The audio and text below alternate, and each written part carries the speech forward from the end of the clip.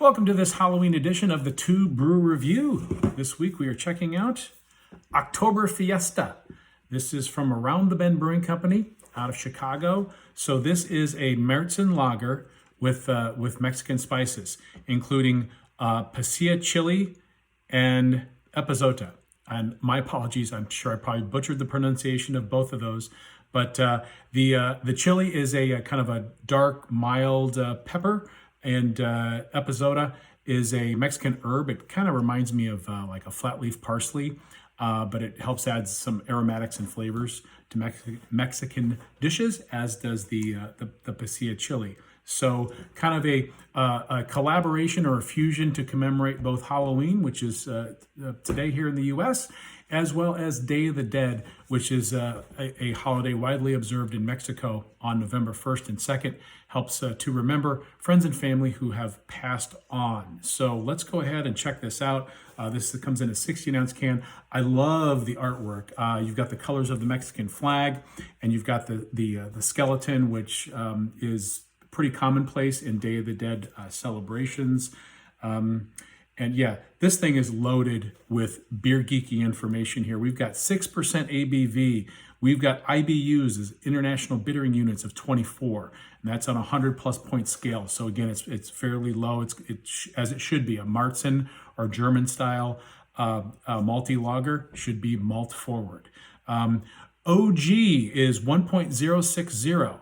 OG does not stand for original gangster. It stands for original gravity. That is the density of liquid. So original gravity of pure water is 1.000. When you get numbers that are higher, that means there's sugars that have been dissolved in the beer. And then of course, when they add the yeast, that turns those sugars into alcohol, which is actually less dense in beer. So you'll see the original gravity that number will drop down closer to the 1.000 range, which is how brewers gauge how much of the yeast has consumed the sugars and turned them into alcohol. So 1060 is the original gravity. And then they've got a BU-GU ratio. That is bittering units to gravity units ratio. If the ratio is 1.0 higher, that means it's a very hop forward beer. IPAs are going to have ratios of 1 or higher. This has a ratio of 0.393, so it's pushing towards the malt side. Again, as it should, because a German style Marzen should be malty forward. So, I need to hose myself off after consuming all of that awesome beer geeky knowledge. So let's go ahead and get into this guy.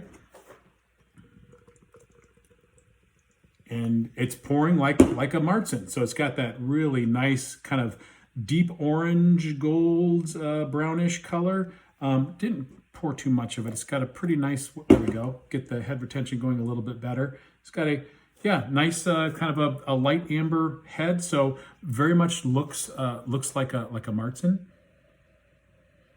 Getting the nice caramel malt aromatics once again. It kind of nails that Marzen style.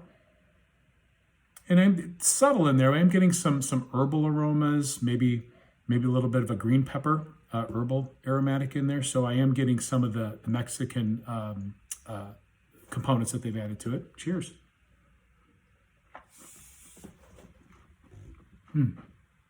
So it leads off with a lot of those caramel malts up front and a little bit of a roast, which again is very to style on the Marzen.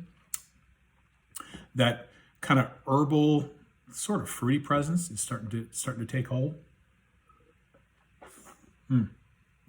Yeah, with the second sip, definitely getting more of that herbal, fruity, a little peppery, and kind of minty. Especially in the finish. It's got a long finish, and those spices really kind of kick in on the back end in the finish. So, overall, very well made beer. If this was a straight up Marzen, they nailed it.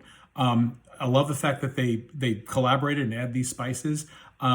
Personally, that herbal minty character, especially here in the aftertaste, to me, it's a little bit at odds with the Marzen, but I think it's a fun combination of cultures and a great infusion of trying something different in a very well-recognized style. So you get a chance, I recommend go checking it out if they're still on the shelves. And there you have it, Oktoberfiesta from Around the Bend Beer Company. Hope everyone has a safe and happy Halloween and Day of the Dead. Salud.